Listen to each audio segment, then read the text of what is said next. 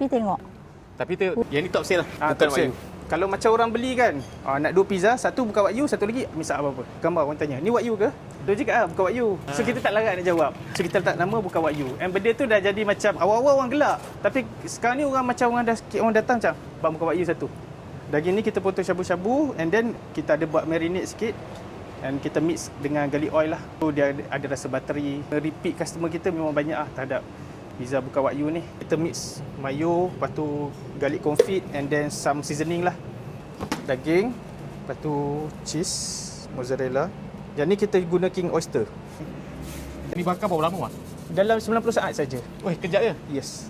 Kita bakar sikit sebab dia secacar madu. Tak banyak pun, kita letak sikit je. Kita bagi. And then yang ni garlic oil dengan olive oil. Kita tak nak dia terlalu kering lah dia punya keras ni. So bila makan tu dia still ada rasa keras. Daripada depan sampai ke belakang, sampai ke keras, atas bawah semua ada rasa.